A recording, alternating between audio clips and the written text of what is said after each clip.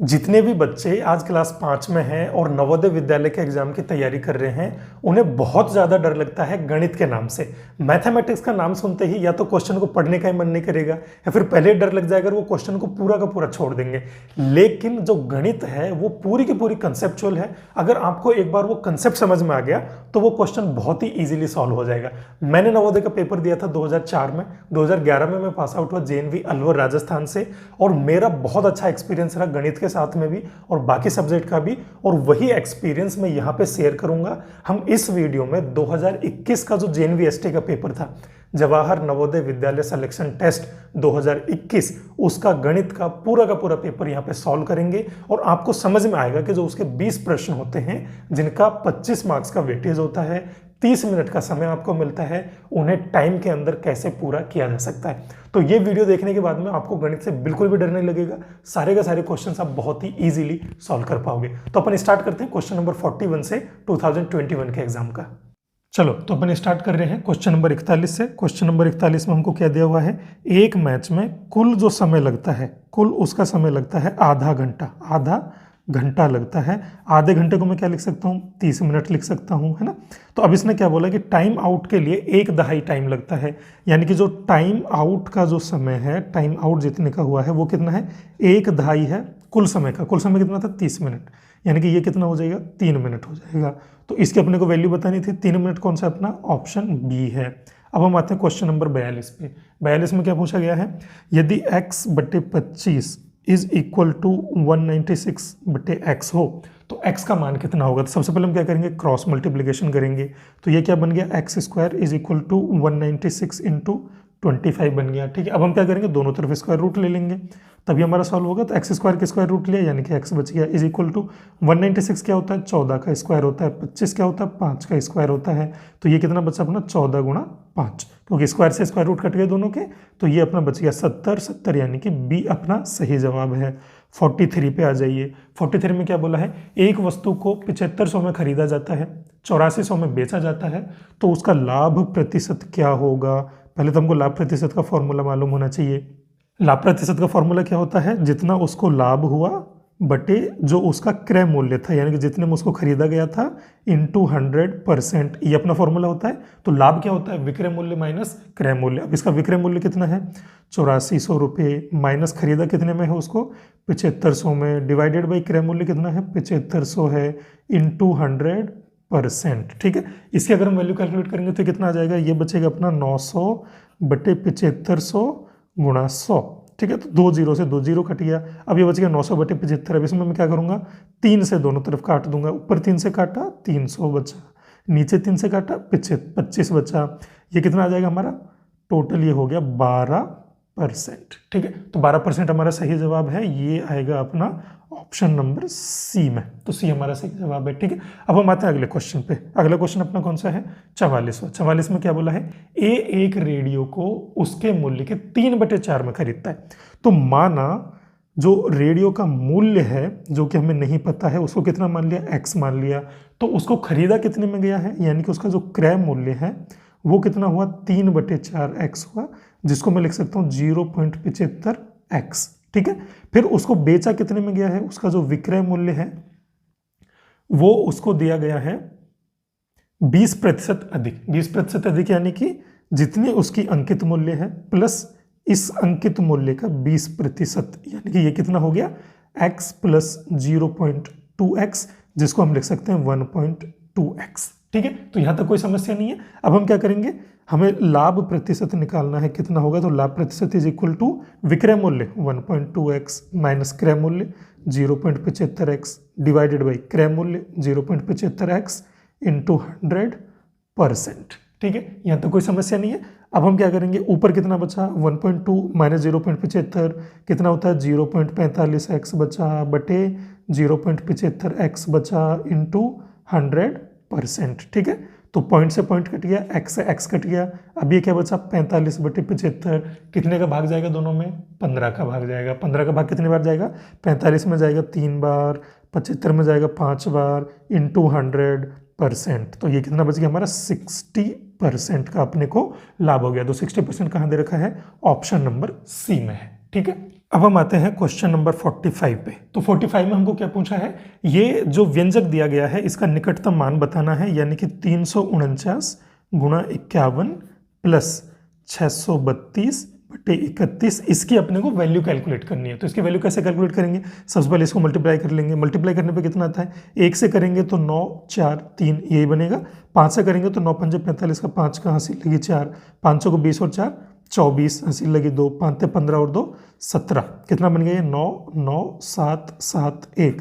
और इसमें कुछ नंबर जुड़ रहा है, यानी कि जो हमारा आंसर है वो इस नंबर से बड़ा होना चाहिए। तो जितने भी हमारे पास ऑप्शन है उनमें केवल सी एक ऐसा ऑप्शन है जो इससे बड़ा है, तो वही अपना सही जवाब हो जाएगा। अब आते हैं हम 46 नंबर पे।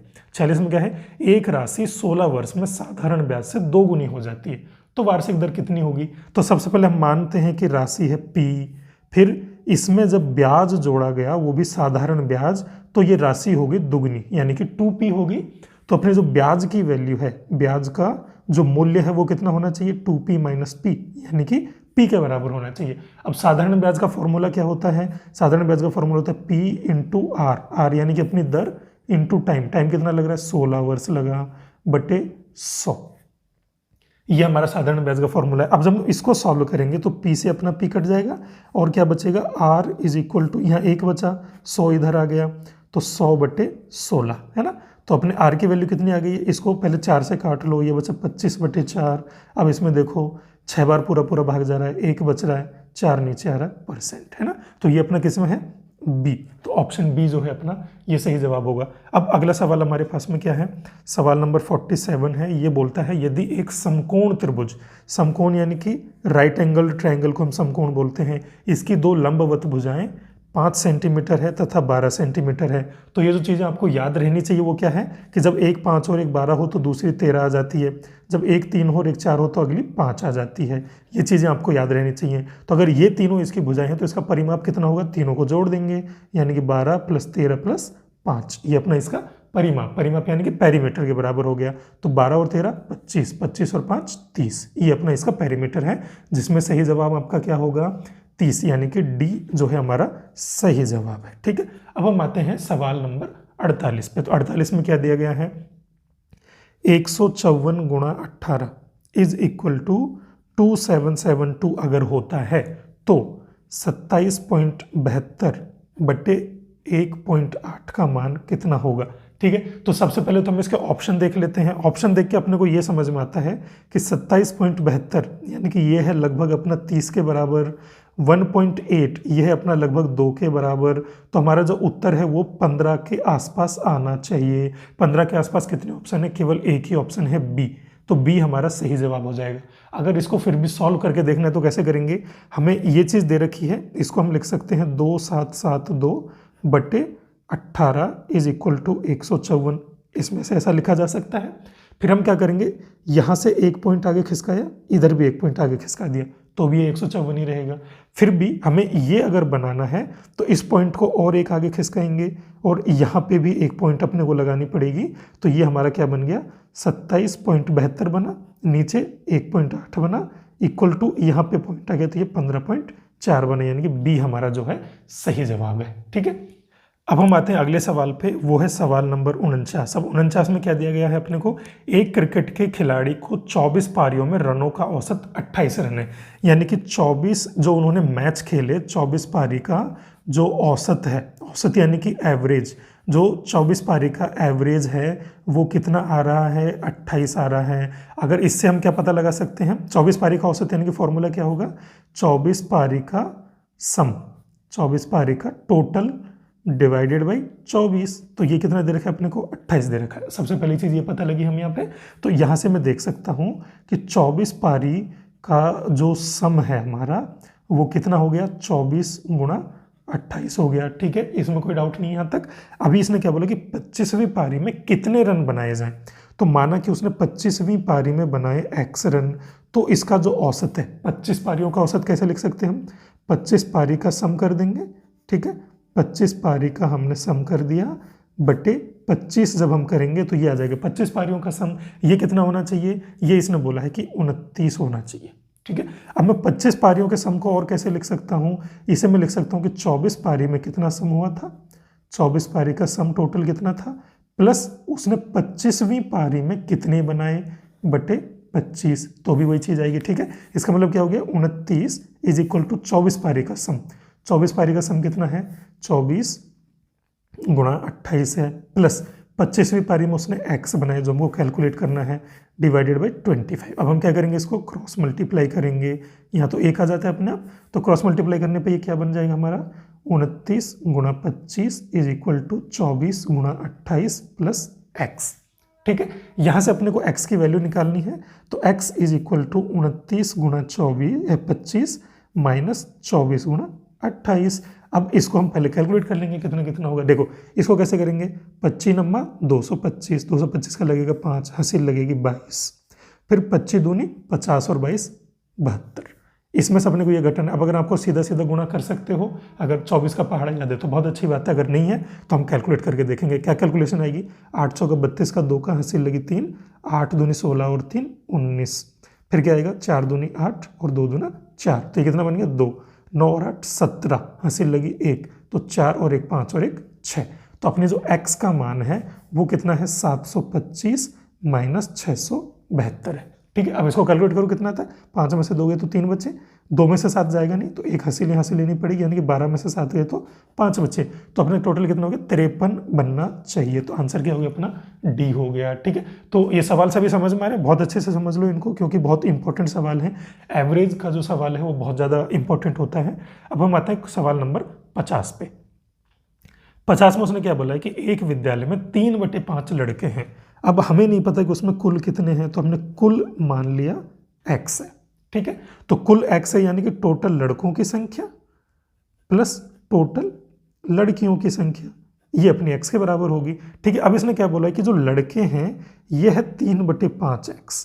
ठीक है, और जो लड़कियां हैं ये कितनी हैं, लड़कियां इसने बताई है हमारे पास में, लड़कियों की संख्या है total 800 is equal to x। ठीक है, तो हम सबसे पहले क्या करेंगे, x की वैल्यू कैलकुलेट कर लेंगे। तो x की वैल्यू कितनी होगी, पहले तो हम इसको 5 से गुणा कर देते हैं सब जगह पे, जिससे कि जो ये नीचे है ये सब में कॉमन हो जाए। अब ये सारा 5 कट जाएगा क्योंकि सारे नंबर्स में ही है। अभी क्या बचा मेरे पास में, 5x is equal to 3x plus 800 गुणा 5। ठीक है, तो 3x को इधर लेके आएंगे, ये कट के बचेगा 2x, क्योंकि 5x minus 3x is equal to 2x is equal to 800 गुणा 5। ठीक है, तो यहाँ पे अपने को मिल गया कि x की वैल्यू है 800 गुणा 5/2। ये अपने टोटल संख्या है। अब लड़कों की संख्या अपने को निकालनी थी, तो लड़के कितने थे, 3/5 गुणा x, और x की वैल्यू कितनी है, ये है, यानी कि 800 गुणा 5/2। 5 से 5 कट गया, 2 से ये कट गया, 400 बार, तो ये कितना बच्चा, 4 तिया 1200, यानी कि टोटल लड़कों की संख्या कितनी है अपनी, 1200। 1200 किस में दे रखा है, 1200 यानी कि सी, तो सी जो है अपना सही जवाब हो जाएगा इसमें।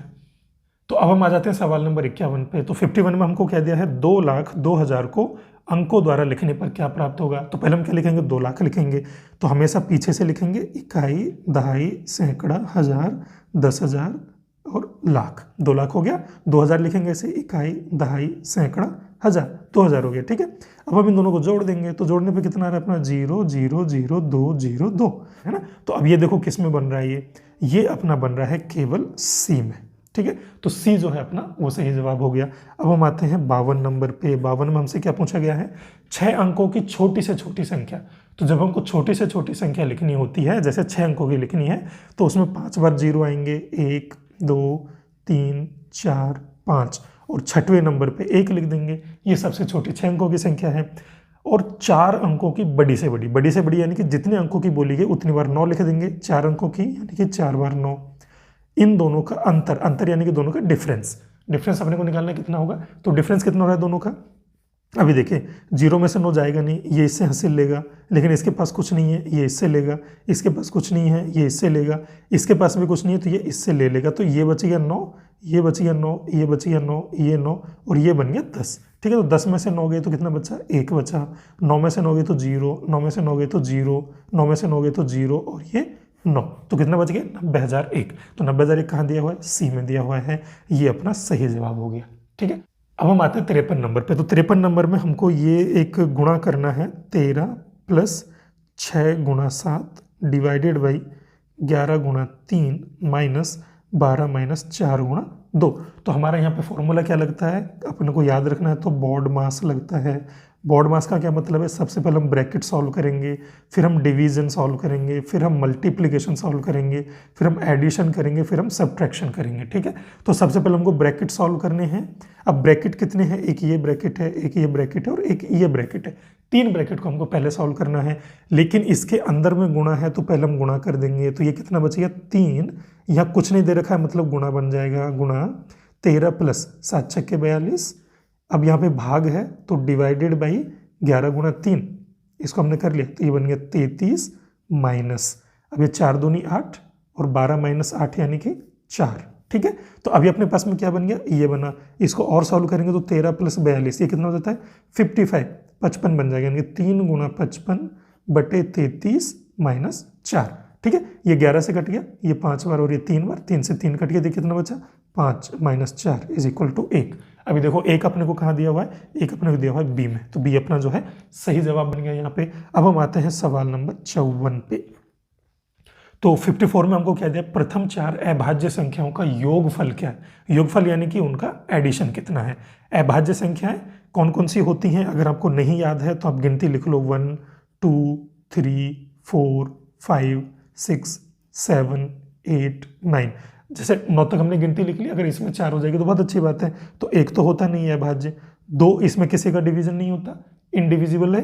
फिर 3 में किसी का डिवीजन नहीं होता, 4 में 2 से भाग चला जाता है तो ये अभाज्य नहीं है, 5 में नहीं होगा, 6 में 2 और 3 दोनों से चला जाता है तो ये भी नहीं होगा, 7 में किसी का भाग नहीं जाता तो ये हो गए 4, 1 2 3 4। ये अपनी प्रथम 4 अभाज्य संख्याएं हैं। तो हमको क्या निकालना है, इनका सबका एडिशन करना है, सबका योगफल करना है। तो कितना हो गया, 2 और 3 5 और 5 10 और 7 17, 17 यानी कि ऑप्शन नंबर डी। तो डी अपना जो है वो सही जवाब बन जाएगा यहाँ पे। अब हम आ जाते हैं क्वेश्चन नंबर 55 पे। 55 में हमको क्या दे रखा है, 12 सही 1/16। ये जो एक मिश्र भिन्न है, इसका हमें दशमलव समतुल्य निकालना है। तो सबसे पहले क्या हो जाएगा, 12 तो एज इट इज रहेगा और यहाँ के आगे जब पॉइंट लगेगा तो किसकी वैल्यू आएगी, 1/16 की आएगी। अब अगर आपको 1/16 की वैल्यू याद है तो बहुत अच्छी बात है, अगर नहीं याद है तो आप क्या करोगे, कैलकुलेट कर लोगे। तो 1/16 को कैलकुलेट कैसे कर सकते हैं, ये देखिए 1/16 मैंने किया तो भाग जा रहा है क्या, 0 बार जाएगा, फिर हमने पॉइंट लगा दिया तो यहाँ पे एक 0 आ गई अपने आप। अब 10 में जाएगा क्या, नहीं जा रहा, तो एक और हमने यहाँ पे 0 लगाई तो ये बन गया 100।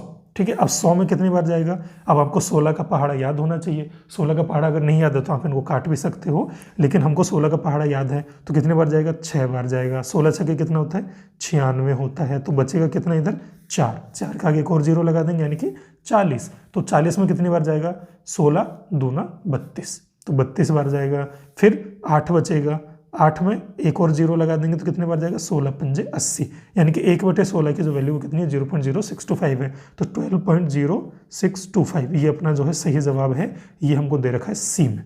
ठीक है, तो अब हम आगे सवाल नंबर 56 पे। तो 56वें सवाल में हमको क्या पूछा गया है, वह कौन सी संख्या है ABCD में से जो 4 8 और 6 तीनों संख्याओं का गुणज है। तीनों संख्याओं का गुणज यानी कि वो 4 से भी डिवाइड होनी चाहिए, वो 8 से भी डिवाइड होनी चाहिए और वो 6 से भी डिवाइड होनी चाहिए। यानी कि उस संख्या में 4 का पूरा पूरा भाग जाए, 8 का पूरा पूरा भाग जाए और 6 का पूरा पूरा भाग जाए।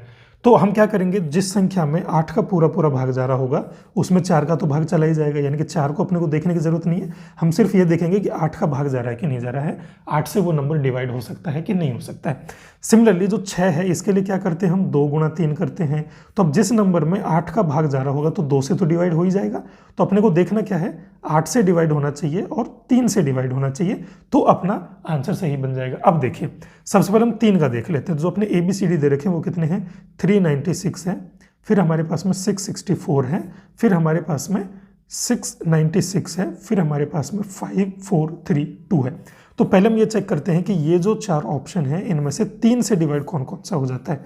तो ये देखो 3 से डिवाइड होगा क्या, 3 और 9 12 और 6 18, 3 से डिवाइड हो जाएगा। 9 और 6 15 और 6 21, ये भी 3 से डिवाइड हो जाएगा। 6 और 6 12 और 4 16, 3 से डिवाइड नहीं होगा। 5 और 4 9 और 3 12 और 2 14, ये भी 3 से डिवाइड नहीं होगा। तो हमारे पास क्या बचे, ये ऑप्शन और ये ऑप्शन बचा। तो 3 तो हमने चेक कर लिया, अब हम क्या करेंगे, 8 का चेक करेंगे। तो 8 का चेक करने के लिए क्या करेंगे, इसको भी 8 से भाग दो और इसको भी 8 से भाग दो, जिसमें चला जाएगा वो अपना सही जवाब होगा। तो पहले इसको चेक कर लेते हैं, कितनी बार जाएगा, 8 चौके 32, बचा कितना 7 और 6, इसमें कितनी बार जाता है 9 अंठे 72, लेकिन पॉइंट बच जाएगा। तो इसमें 8 का पूरा पूरा भाग नहीं जा रहा, यानी कि ये भी गलत जवाब है। इसको भी चेक कर लेते हैं। तो इसमें कितना जाएगा 8 8 64, फिर कितना बचा 5 56, दैट इज 8 7 56। तो इसमें पूरा पूरा भाग जा रहा है, यानी कि हमारा जो सही जवाब है वो क्या है, सी है यहाँ पे। अब हम आते हैं सवाल नंबर 57 पे। 57 में क्या पूछा गया है, वह बड़ी से बड़ी संख्या जो 270 तथा 426 दोनों को भाग करने पर प्रत्येक अवस्था में 6 शेषफल देती है। तो एक नंबर है x, हमें नहीं पता वो x क्या है। अगर हम 270 बटे x करते हैं और हम यहाँ पे 426 बटे x करते हैं, तो इसका पूरा पूरा भाग जाएगा प्लस 6 उसमें शेषफल बचेगा। यहाँ पे भी इसमें पूरा पूरा भाग जाएगा प्लस उसमें जो है 6 शेषफल बच जाएगा। ठीक है, तो अब ये नंबर कितना है ये अपने को निकालने के लिए क्या करेंगे, हम इसमें से पहले 6 घटा देंगे जिससे भाग पूरा पूरा जाए, हम इसमें से भी 6 घटा देंगे जिससे कि भाग पूरा पूरा जाए। तो अपना क्या बचता है 270 माइनस 6, 426 माइनस 6, यानी कि 264 और 420। तो इन दोनों नंबर का हमको HCM कैलकुलेट करना है, वो हमारा सही जवाब होगा। तो HCM कैसे कैलकुलेट करेंगे, पहले हम 264 को देख लेते हैं। 264 का क्या क्या डिवीजन होता है, 2 से भाग जाएगा 1 3 2 बार, फिर इसमें 2 का भाग चला जाएगा 66 बार, फिर इसमें 2 का भाग जाएगा 33 बार, फिर इसमें 3 का जाएगा 11 बार। ठीक है, तो 264 के लिए हमारे पास क्या आ रहा है 2 गुणा 2 गुणा 2 गुणा 3 गुणा 11 आ रहा है। ठीक है, ये अपना आ रहा है 264 का। सिमिलरली जब हम 420 के लिए देखते हैं तो 420 का क्या बनेगा, पहले इसमें 2 का भाग जाएगा। ठीक है, 2 का भाग कितनी बार जाएगा, 2 बार, 1 बार और 0 बार, फिर इसमें 2 का भाग जाएगा कितनी बार जाएगा 1 बार, फिर 1 में नहीं जाएगा तो 0 5 बार, 105 बार, फिर इसमें 2 का भाग तो अब जाएगा नहीं, अब कितने का भाग जाएगा, इसमें 5 का भाग जाएगा, तो कितना बना 51 बना, 51 में कितने का 3 का भाग जाएगा, तो कितना बना 17 बना। तो ये हमारा 420 का जो बनता है वो कितना बनेगा 17 गुणा 3 गुणा 5 गुणा 2 गुणा 2। अब इनका हमें क्या देखना है, HCM देखना है, महत्तम समापवर्ती देखना है। तो दोनों में जो कॉमन नंबर हो, 2 यहाँ पे भी है, 2 यहाँ पे भी है, 2 यहाँ पे फिर से है, 2 यहाँ पे फिर से है। अब यहाँ पे 2 फिर से नहीं है तो ये नहीं आएगा, 3 यहाँ पे भी है, 3 यहाँ पे भी है, और कुछ भी कॉमन नहीं है, तो कितना बच गया 2 गुणा 2 गुणा 3, यानी कि 2 दूनी 4 दिया 12। तो 12 जो है अपना सही जवाब होना चाहिए, 12 यानी कि कौन सा ऑप्शन है, ए हमारा सही जवाब है यहाँ पे। ठीक है, अब हम आते हैं अगले क्वेश्चन पे। अब हम आ जाते हैं 58वें क्वेश्चन पे, 58 क्वेश्चन। इसमें क्या दे रखा है, ये कुछ नंबर्स दे रखे हैं जिनका हमें सम करना है, योगफल निकालना है, एडिशन करना है। तो हम उसमें क्या करेंगे, पॉइंट का जब भी सम होता है तो हमको पॉइंट एक जगह पे रखना है, यानी कि 7.7, पॉइंट के नीचे पॉइंट आना चाहिए, तो 7.07 हो गया। फिर अगला क्या होना चाहिए 7.007 होना चाहिए, फिर क्या होना चाहिए 77.0077। अब दशमलव के आगे ज़्यादा से ज़्यादा 4 संख्याएं हैं, तो हम इनको सबको 4 में कर देते तो 0 तो लगा ही सकते कभी भी दशमलव के आगे, तो हमने डेसिमल के आगे 0 लगा दिए। अब हम इनको जोड़ देते हैं, तो इनको सबको जोड़ेंगे तो कितना बनेगा, इस लाइन का कितना बना 7 बना, इसका कितना हो 7 और 7 14, हंसी लगी 1, 7 और 1 8, इसमें 7 पॉइंट यहाँ आएगा, फिर 1 2 3 4, 4 बार 7 है यानी कि 28, फिर यहाँ पे 2 हंसी लगी तो 7 और 2 9, यानी कि 98.7847, 98.7847, यानी कि बी हमारा सही जवाब है इसका। ठीक है, अब हम आ जाते हैं 59 नंबर पे। तो 59 में क्या किया गया है, 59 में हमको कुछ नंबर दे रखे हैं, क्या दे रखा है 3.003 गुणा 15 प्लस 0.0123 प्लस 5.002575। इसको सरल करने पर मान क्या आता है, लगभग, यानी कि हमको क्या करना है, अप्रोक्सीमेट करना है, हमको क्या करना है, सन्निकटीकरण करना है, निकटतम मान उसका ढूंढ के देना है, लगभग में कितना आएगा।